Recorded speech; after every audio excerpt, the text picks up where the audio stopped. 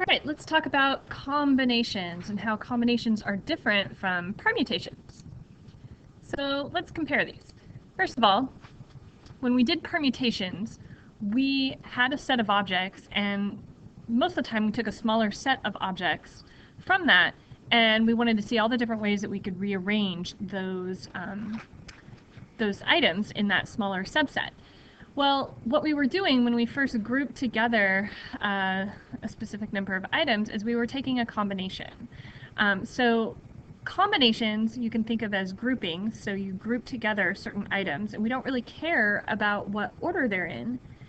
Whereas a permutation, you're going to take a combination and then start rearranging things, and you do care about the order. So if you look at this example, where I have these 5 letters A, B, C, D, and E, and we only want to take 3 of them at a time, a permutation would have, say, the letters A, B, and C, but then you would also look at B, C, and A, and that would be a separate permutation. As opposed to a combination, we're just looking at the 3 letters A, B, and C grouped together. So we wouldn't have another one that has exactly A, B, and C in it. So you're looking at another grouping that has 3 different letters, so B, C, and D. Okay, so when you are working through some word problems, the key words that you're going to be looking for, group, how many ways can you group things together or form a group? That will be a combination. Whereas rearrangements, arranging, listing, things like that will imply that you're going to do a permutation instead of a combination.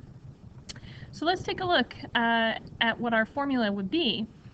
Notice that we would first take a combination, like the combination of A, B, and C, of those 3 letters, and then we would figure out all the different ways that we could rearrange those 3 letters before we picked another 3 letters to rearrange in order to get our permutations. So what we were doing is we were actually figuring out combinations first and then rearranging them to get all the permutations. So if we think about it that way, think about the formula that we had. Here we go. The formula that we had for permutations, the NPR formula, it looks very similar to this with the exception of this R factorial. So this R factorial is taking care of all the different permutations that we would have gotten from our combinations. So we would take our combinations, which is right here, and we would divide it by R factorial. Because all we want are the groupings, not the ordered arrangements of those groupings. Okay, so the NCR is actually another button on your calculator, so you should go try to see if you can find it, figure out how to input the N and the R to make it do what you want to do. This is another notation where they just put the N over the R. There's no line here, it's not dividing, and they put those in parentheses. So either one of these notations is standard notation, and it really is just your personal preference of what you would like to do. Now, interestingly enough, in combinations, it's always going to be one large set that you're taking a subset from. So we're never going to do like N over N or N choose N, because that wouldn't make sense, really. We're always going to take a smaller set from a larger set. And on top of that, there are no repetitions, so we don't have to distinguish between do we allow for repetitions or not. So that's actually kind of nice, because that just means that we only have one formula that we have to work with. So here's an example. If you have 5 choose 2, that's how you would say it, putting it into factorial form would be 5 factorial over 2 factorial times 3 factorial. And if you notice, these 2 numbers should add up to be the number on the top. That way you know you did it right.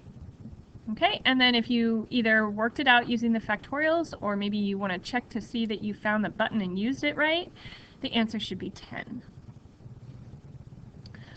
Okay, so let's look at an example. Here we have a set of 6 letters, and we want to choose 4 letters to make different combinations. We're going to have 6 choose 4, which would come out to be 15.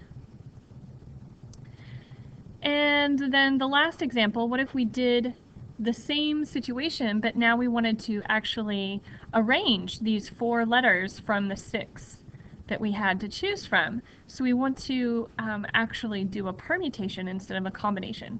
And since we're doing no repetitions, we're going to do the 6p4, and that comes out to be 360. So you can see it's a much larger number than if we were just doing the groupings of combinations. All right, so that's it. It's pretty straightforward. However, when you read the questions in the assignment, they could be a little bit more complicated because there's a lot of stuff we can do with combinations. So just remember this formula and remember how to plug that into your calculator if you found that button. Okay, that's it.